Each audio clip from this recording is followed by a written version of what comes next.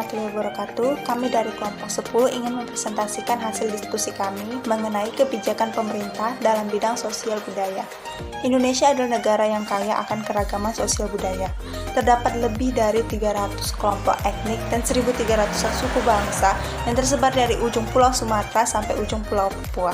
Keragaman sosial budaya yang ada di Indonesia meliputi keragaman bahasa, tarian daerah, pakaian daerah, rumah adat, seni daerah, dan sebagainya. Saking banyaknya, pemerintah kita bahkan sempat kecolongan tidak mendata salah satu keanekaragaman sosial budaya kita, sehingga akhirnya diklaim oleh negara lain. Perlu ada peran aktif baik dari masyarakat maupun dari pemerintah untuk bisa mengelola keragaman sosial budaya ini agar tetap terpelihara. Yang ditakutkan adalah terjadinya perubahan sosial budaya sebagai efek dari globalisasi. Anak-anak generasi milenial yang lebih bangga jika bisa berbahasa asing daripada menggunakan bahasa daerah adalah salah satu contoh perubahan sosial budaya. Orang yang paling tepat untuk mengelola keragaman sosial budaya di tiap-tiap daerah di Indonesia tentu saja adalah pemerintah daerah. Kita tidak bisa mengharapkan pemerintah pusat untuk menghandle seluruh keragaman sosial budaya yang ada. Pemerintah daerah yang terjun langsung ke masyarakat, sedangkan pemerintah pusat cukup memantau dan mengarahkan. Peran pemerintah dalam bentuk sosial budaya. Yang pertama, sebagai penggerak. Pemerintah berperan sebagai penggerak atau motor yang akan mengarah masyarakat dalam mengambil keputusan terkait pengolah keragaman sosial budaya. Yang kedua, mengambil inisiatif. Yang dimaksud dengan mengambil inisiatif adalah pemerintah harus selalu siap dengan ide-ide baru dalam mengolah keragaman budayanya. Yang ketiga, sebagai jembatan ke dunia internasional. Tentu saja upaya mempromosikan kekayaan budaya di suatu daerah, baik dalam negeri maupun luar negeri, wajib dilakukan oleh pemerintah daerah. Misalnya, suatu daerah hendaknya mengadakan festival budaya atau pawai yang nantinya akan menampilkan tarian daerah maupun produk-produk kesenian daerah. Yang keempat, sumber modal.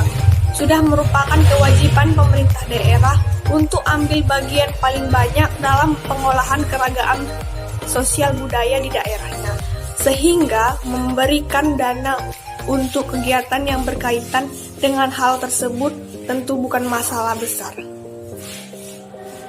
5. Menyusun perundang-undang dengan adanya perundang-undang atau hukum yang jelas mengenai peran pemerintah daerah dalam mengelola keragaman sosial budaya di suatu daerah, masyarakat tertentu tidak akan salah melangkah.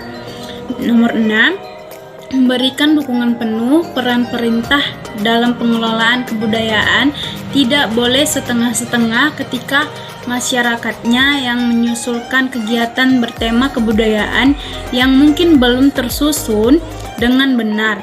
Pemerintah tidak boleh langsung asal menolak usulan tersebut. Beruntung jika masyarakat punya kemauan untuk melestarikan kebudayaannya dengan berbagai cara, namun hal tersebut harus tetap dipandu atau diarahkan oleh pemerintah daerah. Nomor 7, melakukan pendataan. Kita tentunya tidak ingin kebudayaan asli daerah kita diklaim oleh negara tetangga.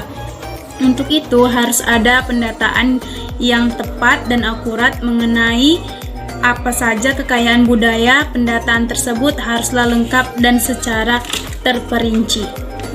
Bentuk kelembagaan, mengadakan pentas seni secara rutin, memaksimalkan penggunaan fasilitas umum. Membentuk kelembagaan, pemerintah daerah tentu tidak hanya mengurus pengelolaan keanekaragaman sosial budaya di daerahnya. Ada juga bidang-bidang lain untuk diperhatikan. Untuk itu, pembentukan suatu lembaga yang akan menghandle segala sesuatu tentang pengelolaan pelestarian kebudayaan di suatu daerah akan sangat membantu peran pemerintah dalam menjalankan tugas dan kewajibannya. Selanjutnya, mengadakan pentas seni secara rutin. Kegiatan tahunan yang bertujuan untuk mempromosikan kebudayaan daerah, baiknya paling tidak menjadi agenda tahunan dari pemerintah daerah. Kegiatan secara rutin tersebut tentunya akan melibatkan masyarakat di dalamnya. Hal ini akan membudayakan jika dilakukan secara rutin. Misalnya acara tahunan, dan pastinya akan menarik pendatang maupun turis yang penasaran dengan acara tahunan suatu daerah tersebut. Yang terakhir adalah memaksimalkan penggunaan fasilitas umum. Penggunaan fasilitas umum sebagai wadah untuk melestarikan kebudayaan. Ada banyak cara dalam mengelola suatu kebudayaan agar tetap terjaga. Salah satunya lewat pengaplikasian pada tempat-tempat atau benda-benda yang kita temukan setiap hari. Kita ambil contoh corak batik. Sekianlah presentasi kami. Apabila ada kesalahan kami mohon maaf. Wassalamualaikum warahmatullahi wabarakatuh.